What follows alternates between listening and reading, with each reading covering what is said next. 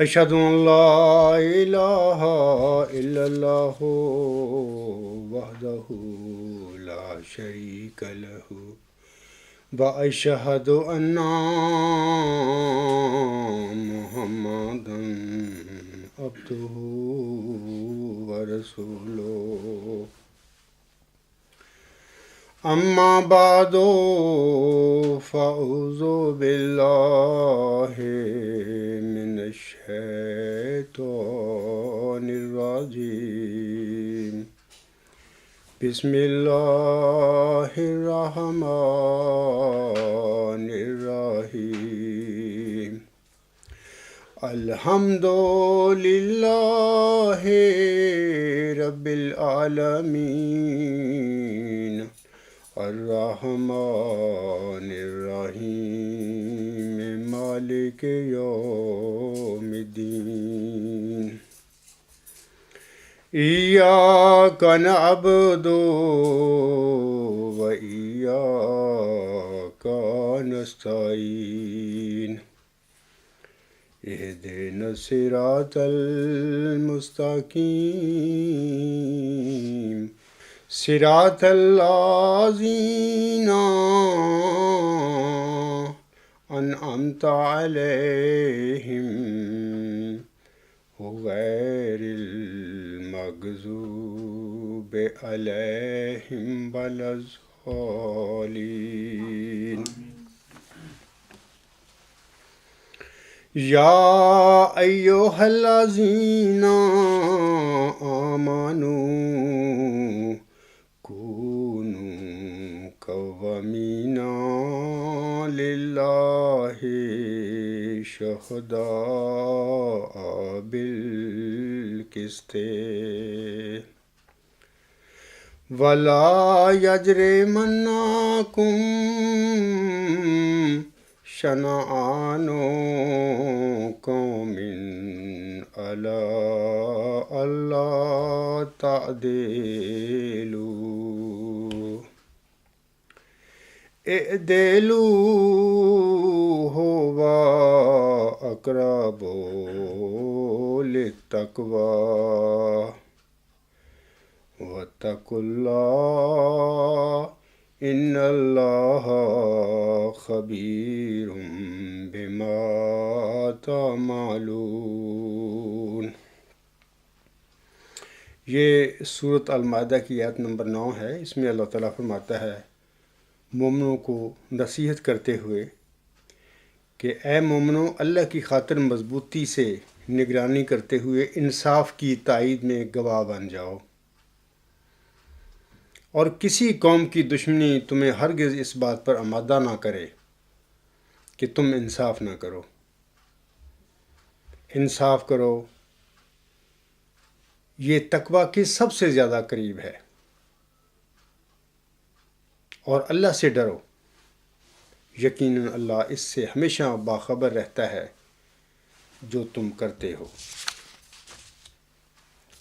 سامعین کرام، خاکسار کے ایک ساتھی نے مورخہ 16 مارچ 2015 کی ای میل میں مامورین کے حوالہ سے لکھا تھا، خدا کی طرف سے آنے والے ماموروں کو ہمیشہ ابنائے عالم کی طرف سے مخالفتوں، اذیتوں اور دکھوں کا سامنا رہا ہے۔ اسی کا ذکر کرتے ہوئے اللہ تعالیٰ نے بڑے افسوس کے ساتھ فرمایا، وائے افسوس انکار کی طرف مائل بندوں پر کہ جب کبھی بھی ان کے پاس کوئی رسول آتا ہے تو وہ اسے حقارت کی نگاہ سے دیکھنے لگ جاتے ہیں اور تمسخر کرنے لگتے ہیں۔ سورۃ یاسین آیت نمبر 31۔ امت محمدیہ کی تاریخ بھی اسی تسلسل کے ساتھ جاری ہے، اور امت محمدیہ کے بزرگوں نے زیادہ تکلیفیں اٹھائیں، ان پر کفر کے فتوے بھی لگائے گئے، زندیق بھی قرار دیا گیا، اور پھر واجب القتل قرار دے کر انہیں ظالم اور سفاک جلادوں کے سپرد کر دیا گیا۔ سامعین کرام، خدا کے کلام سے بڑھ کر سچا کلام کسی کا نہیں ہو سکتا۔ یا ہم دوسرے الفاظ میں یہ کہہ سکتے ہیں کہ اللہ تعالیٰ کی باتوں سے بڑھ کر کسی کی بات سچی نہیں ہو سکتی۔ اللہ تعالیٰ نے سامعین کرام اپنے کلام کو میزان یعنی قرآن کریم کو میزان اور فرقان بھی فرمایا ہے، یعنی سچ اور جھوٹ میں فرق کرنے والا کلام، کہ یہ سچ اور جھوٹ میں فرق کر دیتا ہے قرآن کریم۔ اور یہ بھی یاد رکھیں کہ جھوٹ نہ اس کے آگے سے آ سکتا ہے اور نہ ہی اس کے پیچھے سے آ سکتا ہے۔ اگر اللہ تعالیٰ نے اپنے بندوں کے متعلق ایسا فرمایا ہے کہ یا حسرتاً علی العباد ما یاتیہم من رسول الا کانوا بہ یستہزئون، کہ وائے حسرت بندوں پر کہ ان کے پاس کوئی رسول نہیں آتا مگر وہ اس سے ٹھٹھا کرنے لگتے ہیں۔ تو یقیناً یہ سچ ہی ہے، اس میں کوئی جھوٹ نہیں ہو سکتا۔ اور ہر زمانے میں جب بھی اللہ تعالیٰ کا کوئی مرسل ان کے پاس یعنی اللہ تعالیٰ کے بندوں کے پاس حق لے کر آیا تو بندوں نے اس سے ہنسی ٹھٹھا اور استہزاء ہی کیا، اس کی بات پر توجہ نہ دی۔ اسی حوالے سے میں چند بزرگوں کی یہاں پر مثالیں پیش کرتا ہوں۔ مثال کے طور پر احمد بن حنبل رحمہ اللہ تعالی 30 صدی ہجری کے ایک بہت بڑے امام تھے، عالم تھے، حنبلی مذہب کے بانی اور اہل سنت والجماعت کے ائمہ اربعہ میں سے چوتھے امام تھے اور اب بھی ہیں۔ خلق قرآن کے مسئلہ پر آپ کا معتزلہ سے تصادم ہو گیا۔ معتزلہ قرآن کو مخلوق اور حادث مانتے تھے، لیکن ان کے برخلاف علماء اہل سنت کا عقیدہ تھا کہ قرآن خدا کا کلام ہے جو اس کی صفت ہے، اور خدا کی ذات کی طرح صفات باری تعالیٰ بھی قدیم ہیں۔ لہذا قرآن کریم قدیم ہے، لیکن عباسی خلیفہ مامون معتزلہ کا ہم عقیدہ تھا۔ اس نے علماء اہل سنت پر بڑی سختیاں کیں۔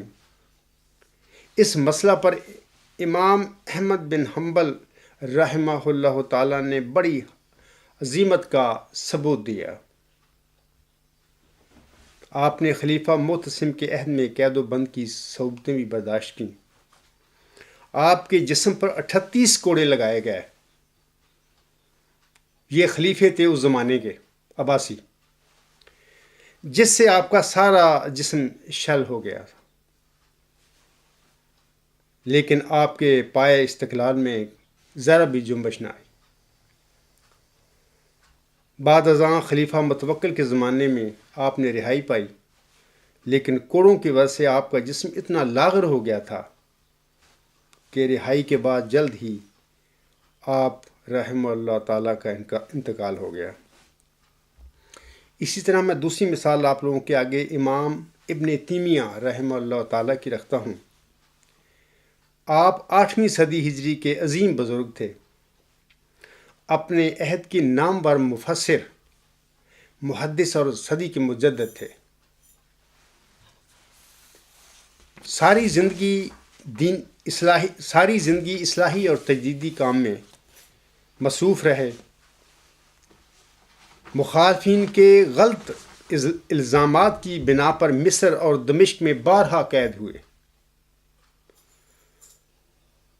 زندگی کے آخری 2.25 سال بھی قید میں ہی گزارے۔ قید خانہ میں ہی ان سے کاغذ قلم اور دوات بھی چھین لی گئی، اور اس پر آپ نے قید خانہ کی دیواروں پر اپنے ناخنوں سے کھرچ کھرچ کر یہ فقرہ لکھا تھا کہ اگر مجھے کوئی حقیقی سزا دی گئی ہے تو وہ یہی سزا ہے۔ اسی طرح ابن حزم کے مدرسے کو بھی ان نام نہاد خلیفوں کے حکموں پر جلایا گیا اور اسے بھی قید و بند کی صعوبتیں برداشت کرنا پڑیں۔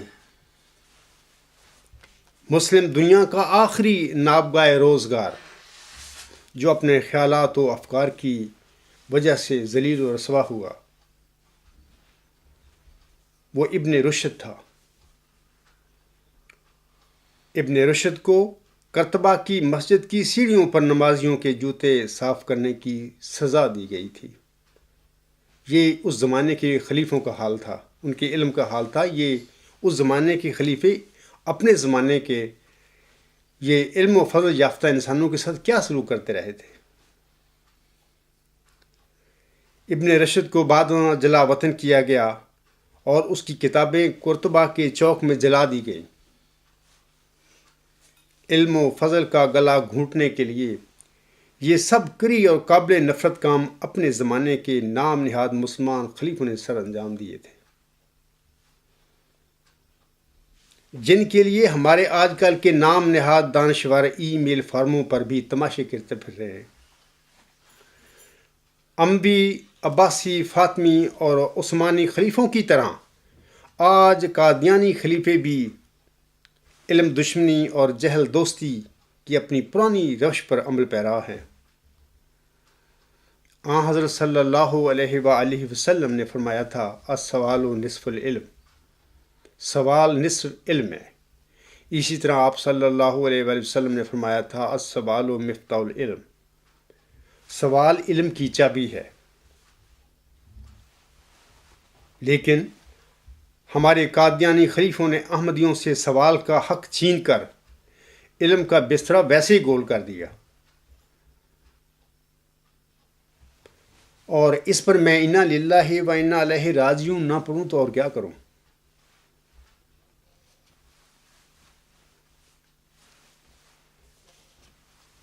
جناب اکرم محمود،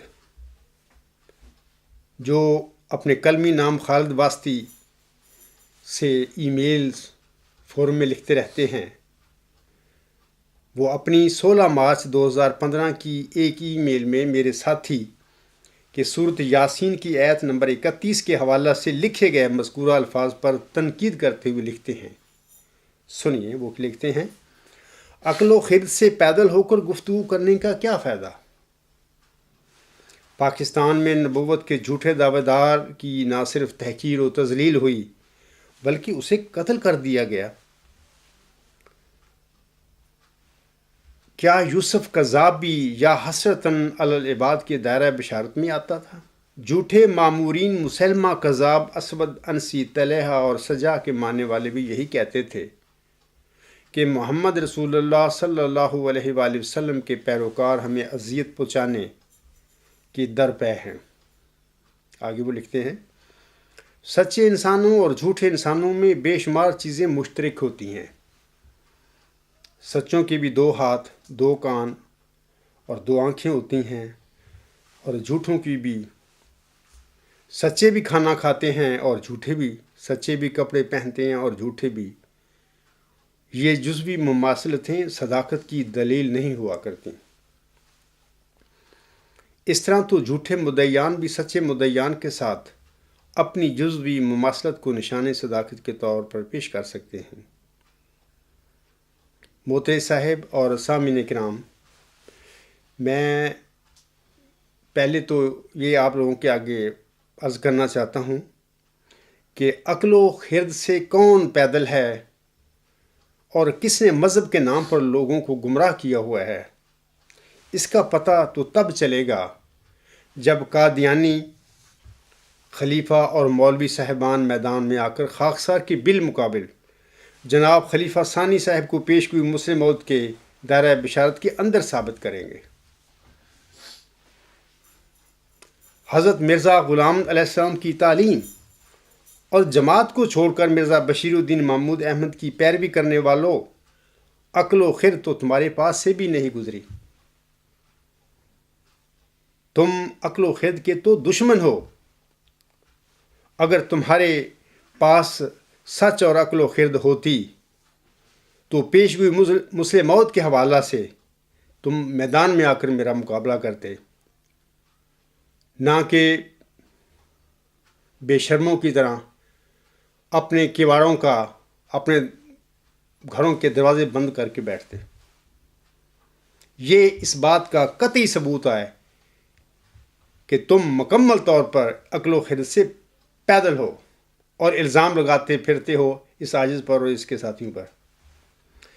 دوسری بات یہ ہے کہ وہ کہتے ہیں کہ پاکستان میں نبوت کے جھوٹے دعوے دار کی نہ صرف تحقیر و تذلیل ہوئی بلکہ اسے قتل کر دیا گیا۔ کیا یوسف کذاب بھی یا حسرتاً علی العباد کے دائرۂ بشارت میں آتا تھا؟ میں پہلے تو اس سے کہتا ہوں کہ جناب 1 صدی قبل حضرت مرزا صاحب السلام کے ساتھ اس کی قوم نے کیا کیا تھا؟ کیا مرزا غلام السلام کے گلے میں پھولوں کے ہار ڈالے تھے قوم نے؟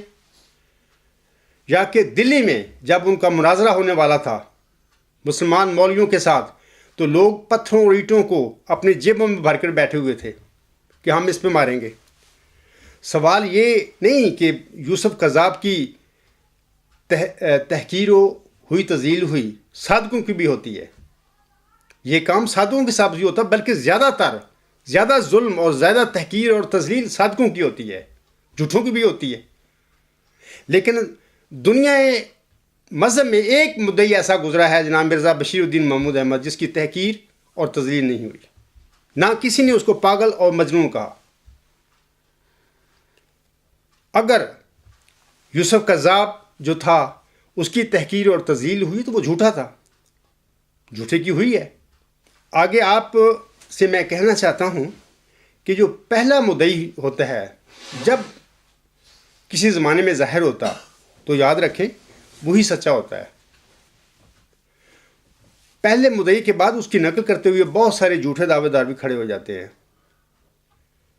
جیسا کہ حضرت مرزا صاحب السلام نے بھی اپنی کتابوں میں اس کا اسی طرح تذکرہ کیا ہے کہ جو پہلا دعوے دار ہوتا ہے وہ سچا ہوتا ہے، بعد میں اس سچے کی نقل کرتے ہوئے جھوٹے دعوے دار بھی کھڑے ہو جاتے ہیں، اور ان کی حالت ایسی ہوتی ہے کہ جیسے موسم برسات میں بارشوں کی وجہ سے عام جھاڑیاں اور مطلب کہ بوٹے اگ جاتے ہیں بے فائدہ اس بارش کی وجہ سے، ایسے ہی اس قسم کے جھوٹے دعوے داروں کا کھڑا ہونا سچے مدعی کے بعد لازمی بات ہے۔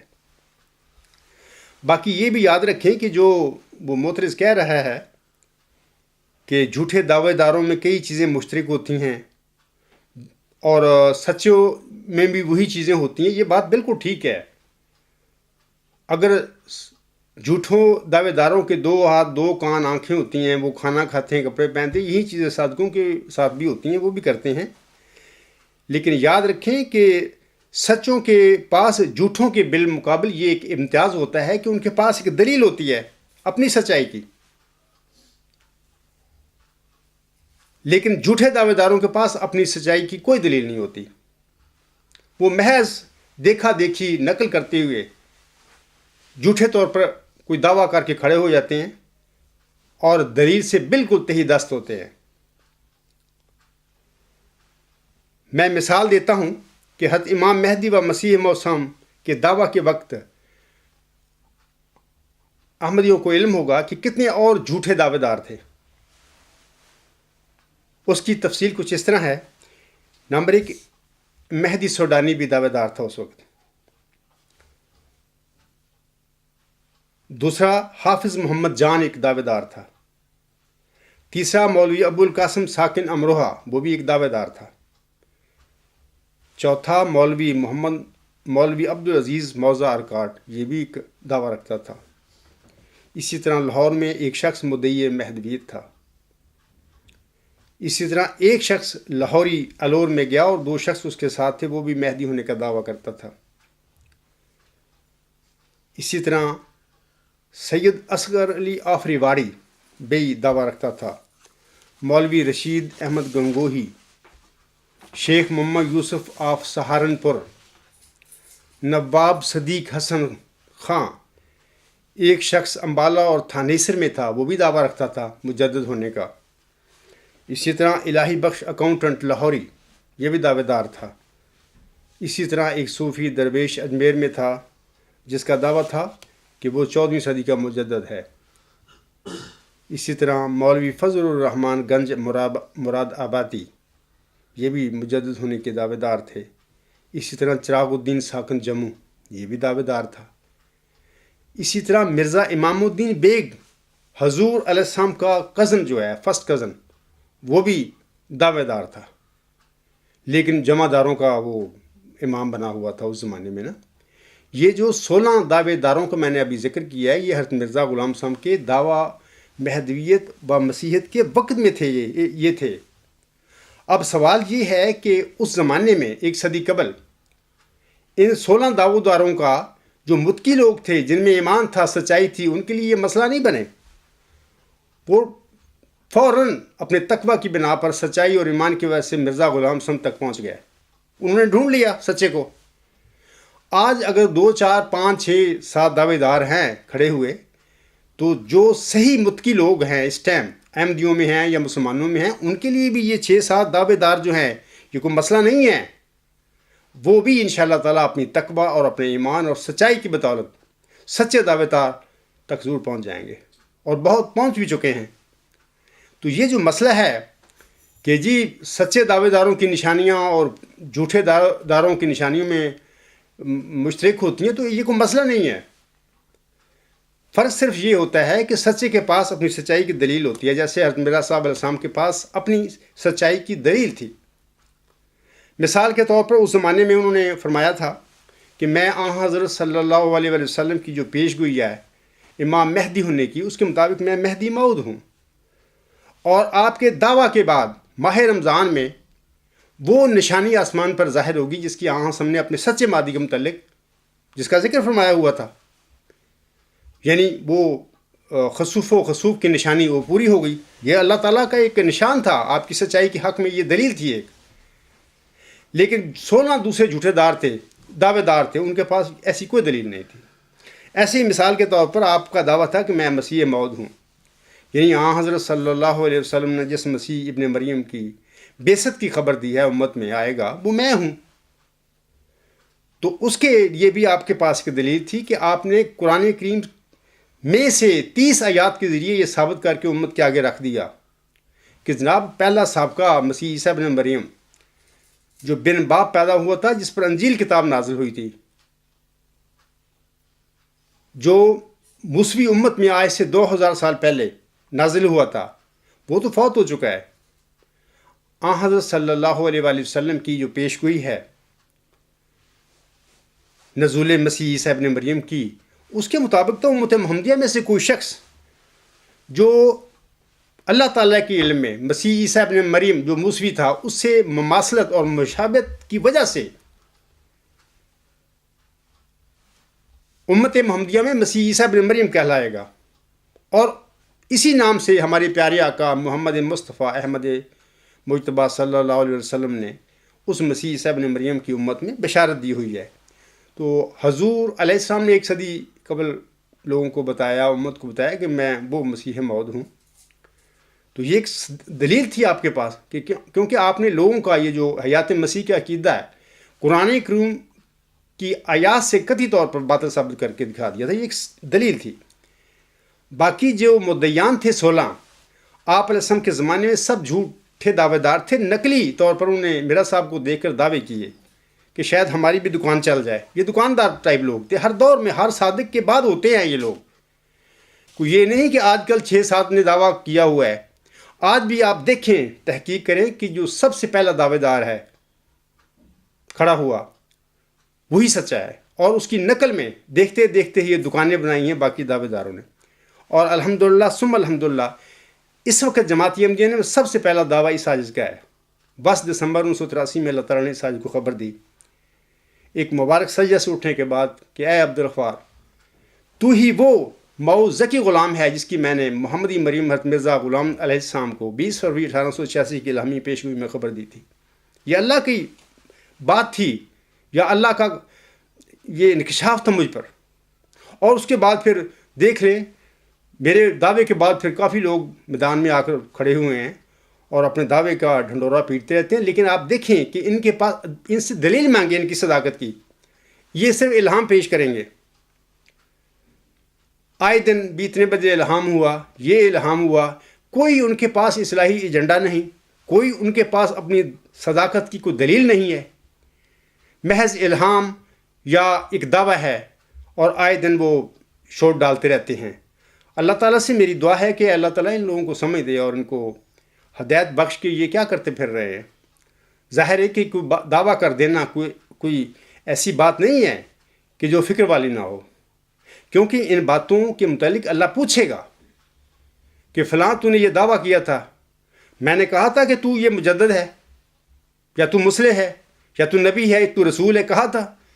تو ان باتوں کا، ان سوالوں کا میدان محشر میں جواب دینا ہوگا. اس دنیا میں بھی اللہ تعالیٰ پکڑ لیتا ہے. یہ جو جھوٹے الہام بناتے پھر رہے ہیں، اللہ تعالیٰ ان سے بھی اس دنیا میں بھی نپٹ لے گا، کیونکہ اللہ تعالیٰ جھوٹے ملہم کو یا مفتری اللہ کو کبھی نہیں چھوڑتا. اس کو اللہ تعالیٰ 23 سال کی زندگی نہیں بخشتا اور اس سے پہلے اس کا کام کر دیتا ہے. آگے جو موتری صاحب ہیں لکھتے ہیں اپنی ای میل میں کہ علوم ظاہر و باطنی سے پر اور سخت ذہین و فہیم ہونے کے دعوے دار اور اس کے نابغے پیروکار قرآن و حدیث اور ارشادات حضرت مسیح موعود علیہ السلام کی تشریح و تعبیر اس طرح کرتے ہیں جیسے بندر کے ہاتھ میں استرا آ جائے. معاملات کی سطح کو جانتے نہیں اور گہرائی کو سمجھنے کا دعویٰ کرتے ہیں. انا للہ و انا الیہ راجعون. یہ انہوں نے ایک نئی بڑ ماری ہے اپنی ای میل میں نا، مطلب کہ بات کی ہے. تو میں اس کی ان سٹیٹمنٹ کے جواب میں گزارش کرتا ہوں کہ موترز صاحب ای میلوں کی بجائے اپنے خلیفہ اور مولویوں کو میدان میں لاؤ، تو پھر علوم ظاہری و باطنی سے پر ہونے اور سخت ذہین و فہیم ہونے کا آپ کو بھی، آپ کے خلیفہ صاحب کو بھی، آپ کے مولویوں کو بھی اور دنیا کو بھی پتہ چل جائے گا. یہ ای میلوں میں کاغذی گھوڑے دوڑاتے پھر رہے ہیں، تماشا کرتے پھر رہے ہیں. آخر تم نے مرنا ہے، یاد رکھنا. تم نے اسی دنیا میں ہمیشہ نہیں زندہ رہنا، اور میں نے بھی مرنا ہے. اور یہ جو تم ڈرامے کرتے پھر رہے ہو، اس کا تم کو جواب دینا ہوگا، اور میں نے بھی اپنے دعوے کا جواب دینا ہے.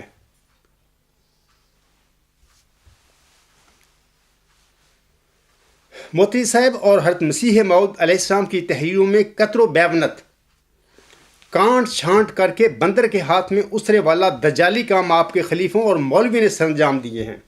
یہ میرے ساتھیوں کو کام نہیں ہے. ہم پر تو تم جھوٹے الزام لگاتے پھر رہے ہو. یہ کام تمہارے خلیفوں اور مولویوں نے آج تک 1 صدی جماعت احمدیہ قادیان میں کی ہیں. اور میں آپ کو بتاتا ہوں، مثال میں دیتا ہوں آپ کو کہ حضور اسلام کا الوصیت جو ہے اس میں ایک ہدایت ہے. اللہ حضور سامنے اپنے پیروکاروں کو نصیحت کرتے ہوئے فرمایا تھا، اور چاہیے کہ جماعت کے بزرگ جو نفس پاک رکھتے ہیں میرے نام پر میرے بعد لوگوں سے بیعت لیں. اور خدا تعالیٰ چاہتا ہے کہ ان تمام روحوں کو جو زمین کی متفرق آبادیوں میں آباد ہیں، کیا یورپ اور کیا ایشیا، ان سب کو جو نیک فطر رکھتے ہیں توحید کی طرف کھینچے اور اپنے بندوں کو دین واحد پر جمع کرے. یہی خدا تعالیٰ کا مقصد ہے جس کے لیے میں دنیا میں بھیجا گیا. سو تم اس مقصد کی پیروی کرو، مگر نرمی اور اخلاق اور دعاؤں پر زور دینے سے. اور جب تک کوئی خدا سے روح القدس پا کر کھڑا نہ ہو، سب میرے بعد مل کر کام کرو. روحانی خزائن جلد 20 صفحہ 304 تا 307.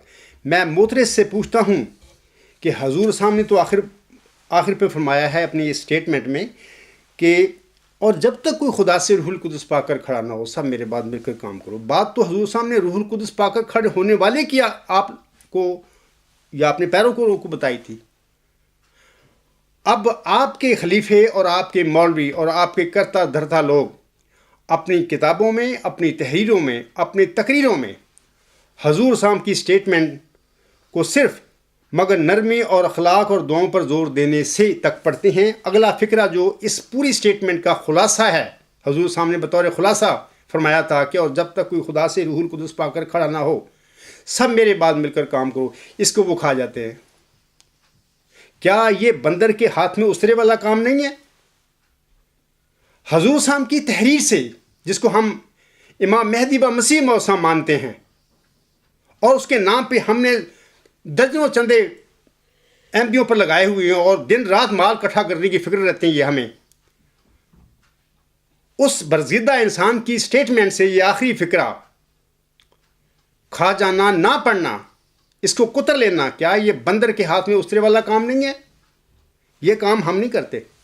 ہم ہر چیز اور ہر سٹیٹمنٹ کو پوری پڑھتے ہیں. ہمیں یہ کام ضرورت ہی نہیں ہے اس کام کی. یہ دجالی کام ہے ایک. حضور صاحب نے اس قسم کے کاموں کو دجالی کام فرمایا ہوا ہے. اور ہم یہ نہیں کرتے، بلکہ میں تو خدا تعالیٰ نے مجھے کھڑا ہی اس لیے کیا ہے کہ لوگوں کو بتاؤں ان کی کرتوت کیا ہے، ان خلیفوں اور مولوی قادیانی ان کے کیا ہیں، اور یہ کیا کرتے پھر رہے، کس طرح توڑ مروڑ کر حضور صلی اللہ علیہ وسلم کی تحریر کو کچھ کا کچھ بناتے پھر رہے ہیں اور لوگوں کو گمراہ کرتے پھر رہے ہیں۔ یہ تو ایک بات میں نے بتائی ہے، اور دوسری سن لیں کہ یہ لوگ جو ہیں قادیانی خلیفے اور قادیانی مولوی حدیث کے ایک حصہ کو پڑھتے ہیں اور دوسرے کو کھا جاتے ہیں، یعنی چھوڑ دیتے ہیں۔ مثال دیتا ہوں آپ لوگوں کو، ایک بڑی مشہور حدیث ہے عاصم کی، ان کے لٹریچر میں موجود ہے، عام جلسوں پر اور یہ پڑھتے رہتے ہیں، تحریروں میں بھی لکھتے ہیں۔ وہ حدیث یہ ہے کہ حضرت صلی اللہ علیہ وسلم نے فرمایا کہ ہر نبوت کے بعد خلافت ہے اور ہر خلافت کے بعد ملوکیت ہے۔ ان لوگوں کا کاروبار یہ ہے کہ یہ صرف اتنا پڑھیں گے حدیث کا کہ ہر نبوت کے بعد خلافت ہے، اگلے حصہ چھوڑ دیتے ہیں کہ ہر نبوت کے بعد ملوکیت ہے، یہ چھوڑ دیتے ہیں۔ میں معترض سے پوچھتا ہوں کہ کیا یہ بندر کے ہاتھ میں اسرے والا یہ کام نہیں ہے کہ محمد عربی صلی اللہ علیہ وسلم کی ایک سٹیٹمنٹ ہے، انتہائی سچی بات انہوں نے فرمائی، اس کا ایک حصہ پڑھنا اور اگلا چھوڑ دینا، یہ وہ کام ہے بندر کے ہاتھ میں اسرے والے، جس کا تانا تم لوگ بے علم لوگ ہم پر لگاتے پھر رہے ہو۔ آگے سنیے کہ سب سے پہلے حضور صاحب کے بیٹے جناب مرزا بشیر الدین محمود احمد صاحب نے خلیفہ اول کی وفات کے موقع پر سب سے پہلے حضرت مرزا صاحب کی جو صدر انجمن تھی اس کی وصیت تھی، اور اس کے آپ نے جو قواعد اور ضوابط بنائے تھے اس کو رد کرتے ہوئے، نظر انداز کرتے ہوئے پبلک سے اپنا بطور خلیفہ ثانی انتخاب کروایا تھا۔ انتخاب کیا تھا؟ وہ جال سازی تھی ساری، اور اس کی ہی وہ مجلس انصار کے جو بنائے ہوئے ممبر تھے وہی تھے وہ۔ یہ کام تھا بندر کے ہاتھ میں اسرے والا۔ اس کا آغاز کس نے کیا؟ اس کا آغاز امام مہدی و مسیح موسم کے ایک نالائق ناخلف بیٹے نے، مرزا بشیر الدین محمود احمد نے شروع کیا تھا 1914 میں، اور جتنا گند اور اتنا دجل پھیلایا گیا ہے جماعت احمدیہ میں، مرزا صاحب کی جماعت میں، اسی بیٹے اور اس کے جانشینوں کی یہ ساری کرتوتیں ہیں۔ ان لوگوں نے وہی کام کیا جو بندر اپنے کے ہاتھ میں اگر اس طرح دے دیں تو وہ جو کرے گا، تو یہ کام انہوں نے کیے ہیں۔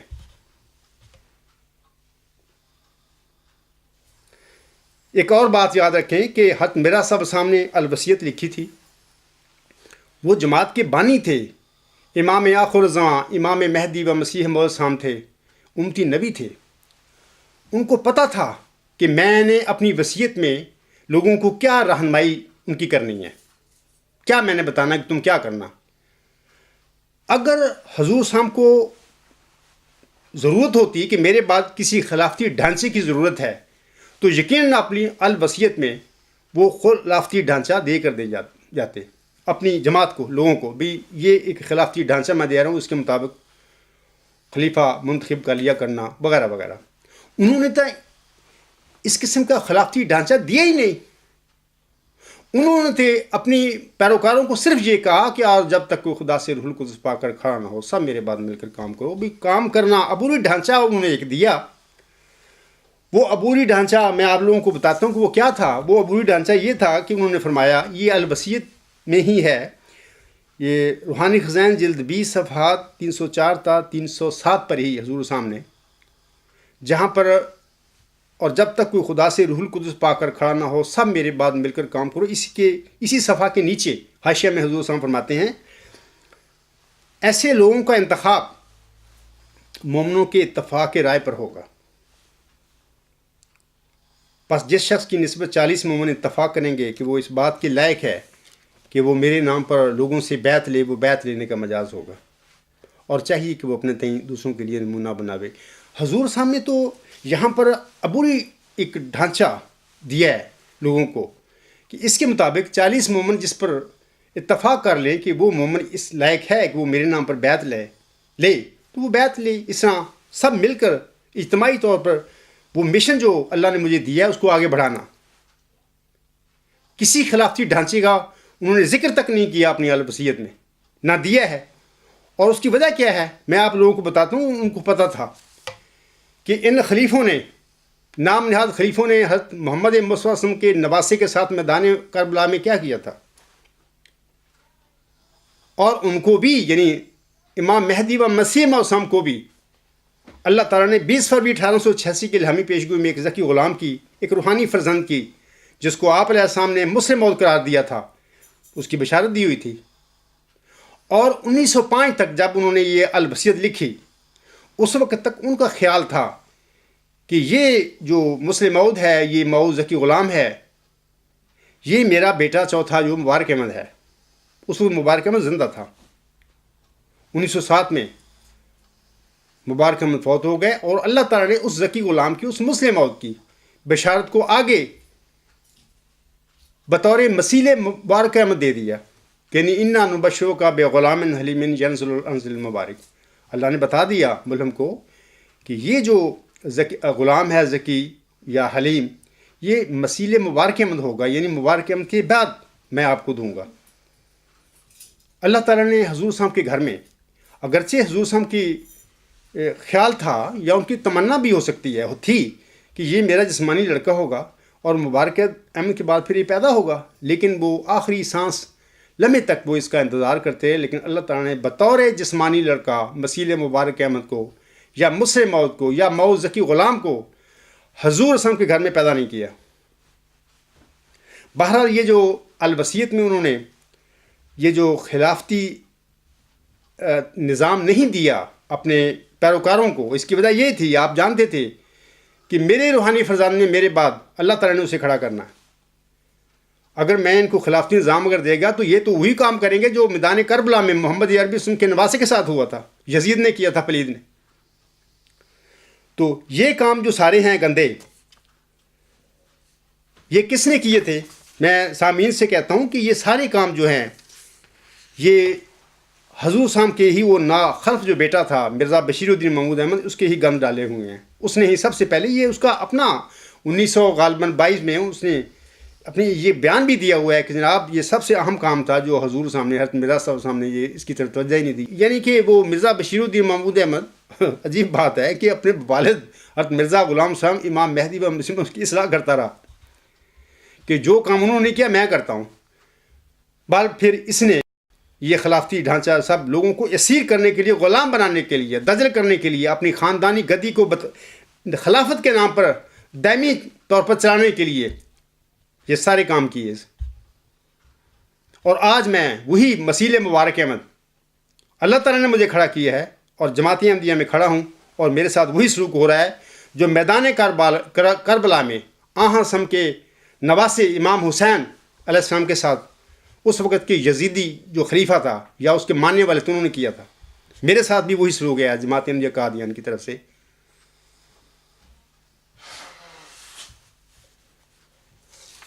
جبکہ حضرت مرزا صاحب کا فرمان کیا تھا؟ آپ صاحب نے فرمایا تھا کہ یہ جو 40 مومن ہیں میرے نام پر، یہ جو 40 مومن ہیں، جو جس مومن کو یہ اس قابل سمجھیں کہ وہ میرے نام پر بیعت لینے کے قابل ہے یا وہ مجاز ہے، وہ لے بیعت۔ لیکن ساتھ ہی حضور صاحب نے یہ فرما دیا تھا کہ وہ اپنے آپ کو لوگوں کے لیے ایک نمونہ بنائے۔ اب یہ جو لوگ حضرت خلیفۃ المسیح اکبر رضی اللہ تعالیٰ عنہ تو بالکل صحیح طور پر نمونہ بنایا، وہ اپنے آقا کے قدموں پر قدم رکھ کر چلے، ان کے پیچھے پیچھے ان کی پیروی میں کوئی انہوں نے کام نہیں کیا ایسا کہ جس کو ہم یہ کہہ سکتے ہیں کہ حضور صاحب کی تعلیم سے انہوں نے کوئی انحراف کیا تھا۔ ایسی کوئی بات نہیں اپنی زندگی میں 6 سالہ جو ان کا خلافتی دور تھا اس میں نہیں کیا۔ اسی لیے میں کہتا ہوں کہ وہ بھی خلیفہ اول رضی اللہ تعالیٰ عنہ کی خلافت جو تھی یہ محمدی خلفائے راشدہ کا تسلسل تھا، جس میں محمدی خلافت میں چاروں خلفائے راشدین کے بعد ملوکیت میں آ گئی، اور اس کے بعد اس ملوکیت میں یزید جیسے پلید خلیفے پیدا ہو گئے۔ اسی طرح ہی احمدی خلافت راشدہ جو تھی وہ بھی حضرت مرزا صاحب کے بعد شروع ہوئی، اور اس کا دور خلافت صرف 6 سال ہے۔ خلیفہ اول رضی اللہ تعالیٰ عنہ کی وفات کے بعد اس جو احمدی خلافت راشدہ تھی اس کی صف لپیٹ دی گئی اور اس کو اپنی ملوکیت میں بدل دیا گیا، جس کا سلسلہ تاحال جاری و ساری ہے۔ یہی وہ بلائے دمشق ہے جس کے متعلق اللہ تعالیٰ نے حضرت مرزا صاحب علیہ السلام پر 7 اپریل غالباً 1907 کو اعلان کیا تھا، بلائے دمشق۔ اور پھر حضور صاحب کو اللہ تعالیٰ نے یہ بھی بتایا تھا، یعنی یہ قادیان میں یزیدی صفت لوگ پیدا کیے گئے ہیں، یہ بھی ایک الہام ہے، باقاعدہ تذکرہ میں موجود ہے۔ تو یہ سارے لوگ جو ہیں 1914 کے بعد آنے والے، انہوں نے خلافت کے نام پر اپنی ایک سلطنت قائم کی ہے، جبکہ حضرت مرزا صاحب تو ایک روحانی آدمی تھے، وہ تو دین اسلام کی اشاعت کے لیے اللہ تعالیٰ نے ان کو کھڑا کیا تھا اور غلبہ اسلام ان کا مشن تھا، لیکن آگے اس کے بیٹے اور اس کی اولاد نے آگے جا کر اس کے مشن کو ہائی جیک کر کے اس کی جماعت کو اسیر کر لیا، غلام بنا لیا۔ آج تک یہ سلسلہ 100 سال ہو گیا ہے، یہ سلسلہ جاری ہے، اور لوگ خلافت کے نام پر ان ملوکوں کے ہاتھ چومتے پھر رہے ہیں، اور لوگوں کو پتہ ہی نہیں ہے کہ ہم کیا کرتے پھر رہے ہیں، اور لوگوں کو ایک ایسے غیر اسلامی نظام میں جکڑ دیا گیا ہے کہ ہر قسم کا بنیادی حق جو ہے، جو اللہ اور اس کا رسول صلی اللہ علیہ وسلم اور اس کا امام مہدی و مسیح مسلم لوگوں کو دیتا ہے، وہ سارا چھین لیا۔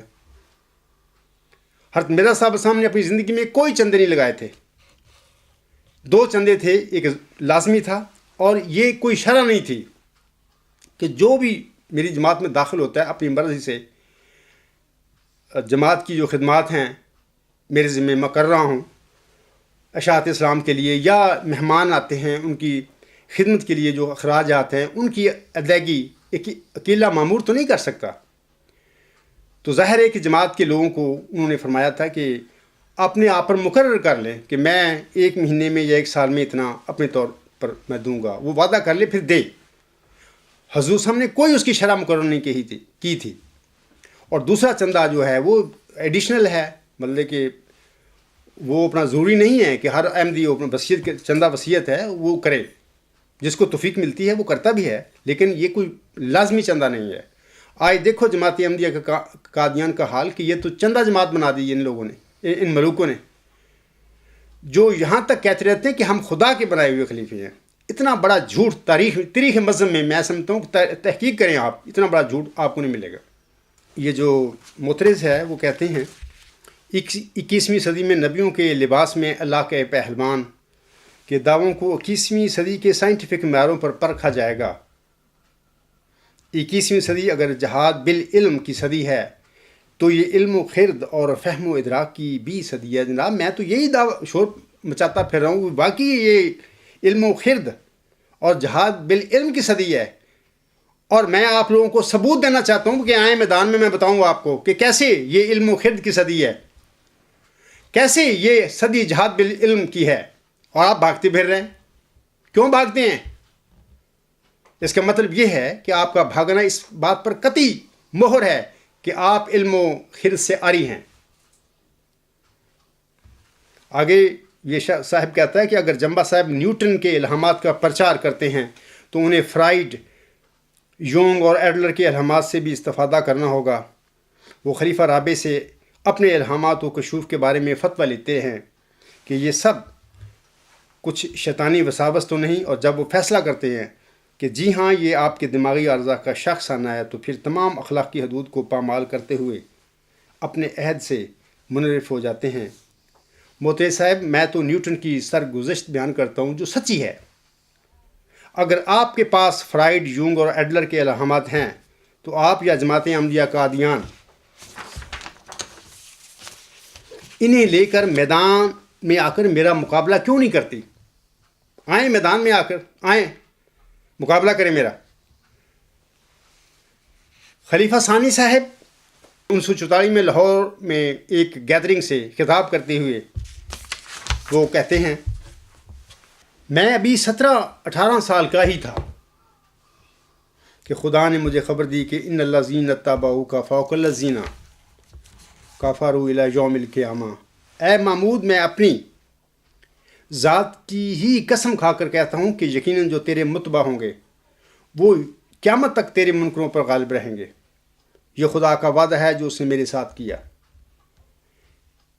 میں ایک انسان ہونے کی حیثیت سے بے شک 2 دن بھی زندہ نہ رہوں، مگر یہ وعدہ کبھی غلط نہیں ہو سکتا جو خدا نے میرے ساتھ کیا، کہ وہ میرے ذریعے سے اشاعت اسلام کی ایک مستحکم بنیاد قائم کرے گا اور میرے ماننے والے قیامت تک میرے منکرین پر غالب رہیں گے۔ اگر دنیا کسی وقت دیکھ لے کہ اسلام مغلوب ہو گیا، اگر دنیا کسی وقت دیکھ لے کہ میرے ماننے والوں پر میرے انکار کرنے والے غالب آ گئے، تو بے شک تم سمجھ لو کہ میں ایک مفتری تھا۔ لیکن اگر یہ خبر سچی نکلی تو تم خود سوچ لو تمہارا کیا انجام ہوگا کہ تم نے خدا کی آواز میرے زبان سے سنی اور پھر اسے قبول نہ کیا۔ یہ حوالہ ہے، میں ہی مسلم موعود کی پیشگو کے مصداق ہوں، بحوالہ انوار العلوم صفحہ 243۔ دیکھو، مرزا بشیر الدین محمود تو اپنے بیان کے مطابق جھوٹا اور مفتری ثابت ہو چکا ہے۔ میں لوگوں سے پوچھتا ہوں کہ آج دیکھیں کہ اسلام کی کیا حالت ہے، کیا وہ غالب ہے؟ جتنا اس وقت اسلام مغلوب ہے دنیا میں، اتنا کوئی بھی مذہب مغلوب نہیں ہے، بلکہ مسلمانوں کو تو بطور ٹیرورسٹ لوگ مخاطب کرتے ہیں۔ اس سے بڑا اسلام پر انتہائی کڑا وقت کبھی نہیں آیا تھا جو اب اس وقت پر اسلام پر آیا ہوا ہے۔ تو جھوٹا ہو گیا مرزا بشیر الدین محمود احمد۔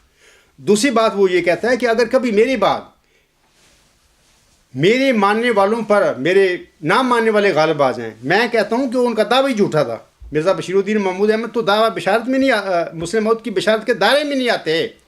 اللہ تعالیٰ نے مرزا صاحب السلام پر جو مبشر الہامات نازل فرمائے، ان الہامات میں اللہ تعالیٰ نے انہیں بتا دیا ملہم کو کہ جناب یہ جو ذکی غلام ہے، یہ مسلم موعود ہے، یہ میں آپ کو بطور جسمانی لڑکا نہیں دوں گا، یہ فیصلہ ہے اللہ کا۔ مرزا بشیر الدین محمود احمد اس فیصلے کو جانتا تھا کہ ہم زندہ بھائیوں میں سے کوئی بھی مسیح مبارک احمد نہیں ہے، کوئی بھی مسلم موعود نہیں ہے۔ 1908 میں اس کا اپنا ریٹن سٹیٹمنٹ موجود ہے۔ پھر جب 1914 میں خوش آمدی اور ناعاقبت اندیش حواریوں نے، صحابیوں نے اپنی دنیاوی خواہش کو پورا کرنے کے لیے اس کے متعلق المسیح الموعود اور مظہر قدرت ثانیہ کے نعرے لگانے شروع کر دیے، تحریری رنگ میں بھی اور زمانی بھی، تو اس کے اندر بھی خواہش پیدا ہوگی کہ چلو میں مسلم موعود بن ہی جاتا ہوں۔ تو پھر 30 سال اس نے جماعت احمدیہ قادیان کا نفسیاتی مطالعہ وہ کرتے رہے۔ پھر آخر 1944 میں ایک خواب، جھوٹی خواب جو نفسانی خواب ہے، اس کی بنیاد پر انہوں نے دعویٰ کر دیا کہ میں ہی مسلم موعود ہوں، نعوذ باللہ من ذالک، جبکہ اللہ تعالیٰ ان مبشر الہامات میں صاف بلم کو بتا چکا ہے کہ اے میرے بندے، یہ ذکی غلام، یہ مسلم موعود، یہ مسیح مبارک احمد، میں آپ کو بطور جسمانی لڑکا نہیں دوں گا۔ ہاں، آپ کے بعد میرا یہ فیصلہ ہے، جب چاہوں جیسے چاہوں کروں، آپ کی نسل میں سے بھی میں اس کو آپ کو دے سکتا ہوں، یہ روحانی فرزند ہوگا آپ کا، آپ کی جماعت میں سے بھی یہ ہو سکتا ہے۔ یہ میرا فیصلہ ہے، لوگوں کا فیصلہ نہیں ہوگا کہ یہ وہ کون ہوگا۔ لیکن 1914 میں جب کچھ صحابیوں پر ان کی بدبختی غالب آ گئی تو وہ یہ جو فیصلہ کرتے پھر رہے تھے کہ جناب مرزا بشیر الدین محمود احمد ہی مسلم موعود ہے، یعنی جو فیصلہ آج اللہ نے کرنا تھا وہ کرتے پھر رہے تھے 1914 میں، اور انہیں کی یہ شے تھی جس کی بنیاد پر پھر 1944 میں جناب مرزا بشیر الدین محمود احمد نے ایک جھوٹا دعویٰ مسلم موعود کیا ہے۔ آج میں 23 سال سے قادیانی خلیفوں اور مولویوں کو بلا رہا ہوں کہ آؤ میرے مقابلہ پہ، ثابت کرو میرے آگے کہ مرزا بشیر الدین محمود احمد کا دعویٰ سچا ہونا تو بعد کی بات ہے، وہ تو اس کا دعویٰ تو پیشگوئی مسلم موعود کے دائرہ بشارت میں نہیں آتا، وہ کیسے ہو سکتا ہے مسلم موعود؟ اس وقت 23 سال سے قادیانی خلیفوں اور قادیانی مولویوں کی دوڑیں لگی ہوئی ہیں۔ میں میدان میں کھڑا ہو کے بات میں کر رہا ہوں، آج بھی کھڑا ہوں میں۔ یہ موتری صاحب ہے، یہ بھی ای میل پہ بڑا شور ہے، ان کے کاغذی گھوڑے دوڑاتا پھر رہا، میدان میں نہیں آتا۔ میں نے پچھلے گزشتہ خطبہ جمعہ میں بھی میرے کسی عزیز نے اس کی طرف ای میل کی تھی کہ جناب آئیں میدان میں، میرے پاس آ جائیں، اب ہم کٹھے چلتے ہیں، جمبا صاحب کے پاس چلیں گے تو انشاءاللہ تعالیٰ یہ جو بات ہوگی وہاں پہ بات چیت میں دودھ کا دودھ پانی کا پانی ہو جائے گا۔ اور میں نے بڑی دیانتداری کے ساتھ گزشتہ خطبہ جمعہ میں بھی یہ لوگوں کو بتایا ہے کہ جناب میں بالکل دیانتداری کے ساتھ اس موضوع پر بات کروں گا قادیانی مولویوں کے ساتھ، ان کے خلیفوں کے ساتھ۔ اور یہاں تک میں نے کہا ہے کہ اگر کسی لمحے مجھے پتہ چل گیا کہ میرا نقطہ نظر میں کوئی سکم ہے یا میں اس کو سمجھ نہیں سکا یا وہ درست نہیں ہے، اگر مجھے پتہ چل گیا، انشاءاللہ تعالیٰ میں اپنے دعوے پر نظر ثانی کرنے کے لیے بھی تیار ہوں۔ اور میں ان کو بھی کہتا ہوں کہ پہلے میدان میں آئیں، لیکن میدان میں نہیں آنا، کیونکہ میدان میں آئیں تو پھنس جائیں گے تو یہ خلافتی گدی کدھر جائے گی پھر؟ ان کا تو پروگرام ہے 1000 سال تک لوگوں کو غلام بنائے رکھنا، مذہب کے نام پر ان سے ٹیکس لینا.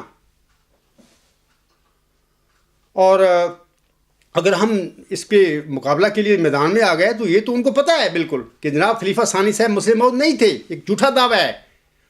اب وہ کہتے ہیں کہ جتنی دیر ان لوگوں کو لوٹا جا سکتا ہے اس جھوٹے دعوے کی بنا پر تو لوٹتے رہو، توجہ ہی نہ دو عبدالغفار جنبہ کی کسی بات کی طرف. میں معترض کو کہتا ہوں کہ جناب یہ گھوڑا، یہ اس کا میدان، یہ میلے لکھتے پھر رہے ہیں، میدان میں آ جائیں، خلیفے کو لائیں، مولویوں کو لے آئیں، انشاءاللہ بعد میں وہاں پہ پتہ چل جائے گا حقیقت کیا ہے، عقل و خرد سے کون آ رہی ہے، وہاں پہ پتہ چل جائے گا. اور میں آپ کو بتاتا ہوں کہ جناب آپ کا مسلم موعود جو تھا جھوٹا، وہ تو جھوٹا ثابت ہو چکا ہے، کیونکہ آپ سب لوگ میرے آگے بھاگ چکے ہو، دلائل کی دنیا میں میدان سے بھاگ چکے ہو، اور وہ شخص اپنے ہی ایک بیان کے مطابق اپنے آپ کو جھوٹا ثابت کر گیا ہے.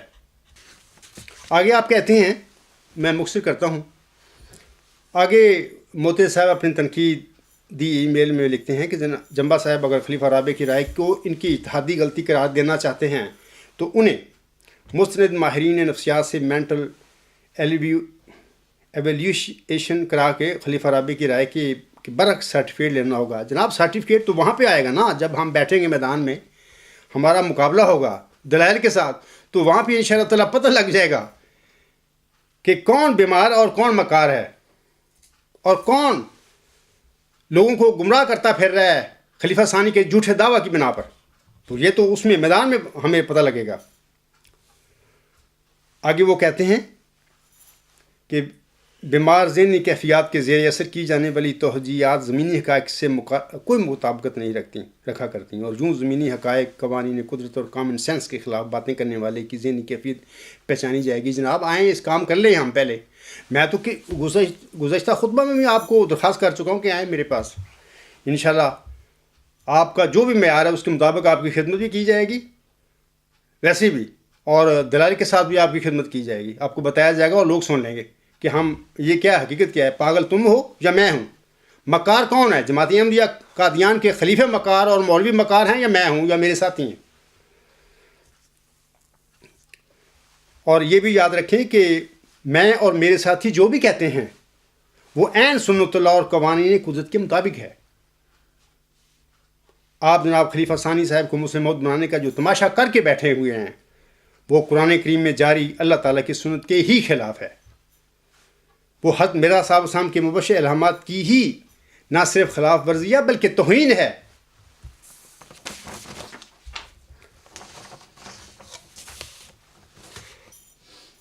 میں آخر پہ حضرت بانی جماعت علیہ السلام کا ایک بڑی خوبصورت اور ایک بڑی سبق آموز تحریر ہے، اس کا حوالہ دے کر اپنے خطبے کو ختم کروں گا.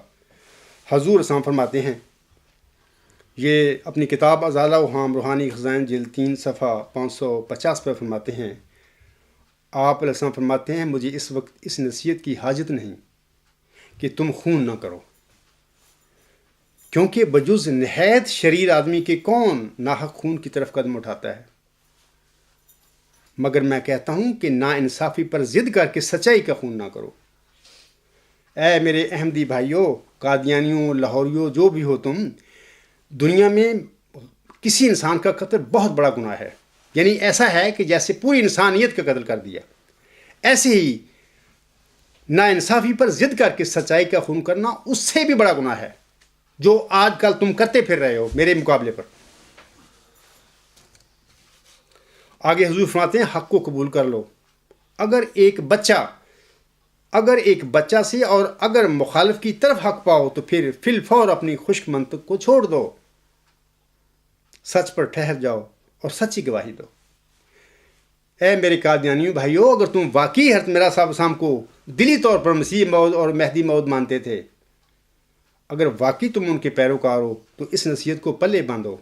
ان خلیفوں کو چھوڑ دو جو کہتے پھرتے ہیں جھوٹے طور پر خلیفہ خدا بناتا ہے. کوئی خدا کے بنائے ہوئے یہ خلیفے نہیں ہیں، یہ جالساز لوگ ہیں جن کی جالساز ایک کمیٹی جو ہے جو ان کو بناتی ہے، نام لگاتی ہیں اللہ تعالیٰ کی طرف. بل ان پر جو قیامت ٹوٹے گی اس دنیا میں بھی اور آخرت میں بھی، ان کا حساب تو یہ لوگ دیں گے. آپ لوگوں کو انہوں نے بے مقصد الجھایا ہوا ہے اور گمراہ کیا ہوا. اور میں آپ لوگوں کو نصیحت کرتا ہوں کہ تم اللہ کا خوف اختیار کرتے ہوئے ان کی گمراہی سے باہر آ جاؤ۔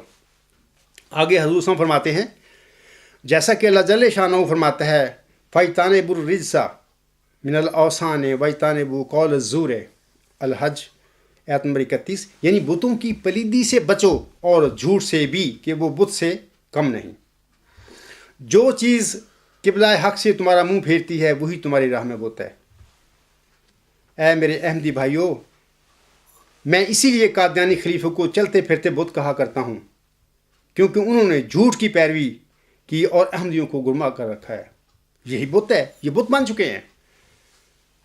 جب میں کہتا ہوں کہ جس طرح خانہ کعبہ میں 360 بت تھے، اسی طرح یہ چلتا پھرتا مرزا بشیر الدین محمود احمد ایک بت تھا، اور اب تک بھی یہ بت تمہارے دلوں میں بیٹھا ہوا ہے۔ اس کو نکال باہر کرو اگر تم نے اللہ کی رضا پانی ہے تو۔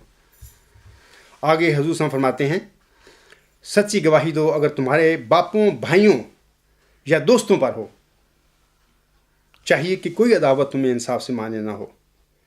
یہ وہ آیت ہے جس کے متعلق اللہ تعالیٰ، یعنی یہ جو وہ تعلیم ہے جس کے متعلق خود خدا اپنے کلام میں فرماتا ہے۔ سورۃ النساء آیت نمبر 136 میں اللہ فرماتا ہے یا ایھا الذین آمنوا کونوا قوامین بالقسط شہداء للہ ولو علی انفسکم او بالوالدین والاقربین۔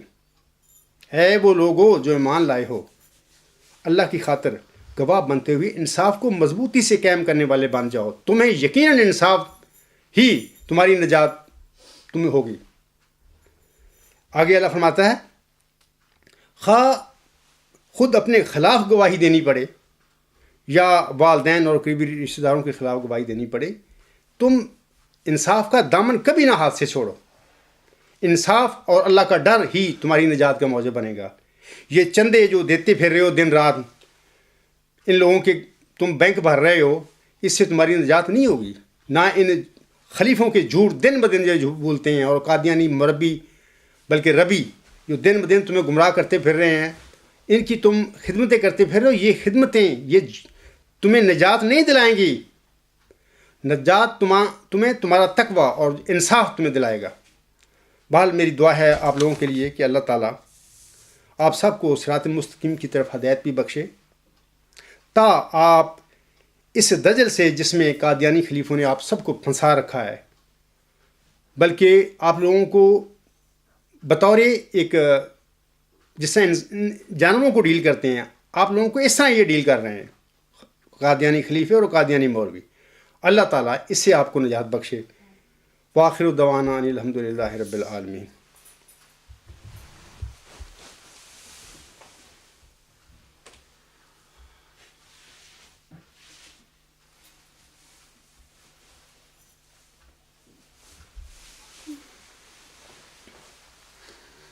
الحمد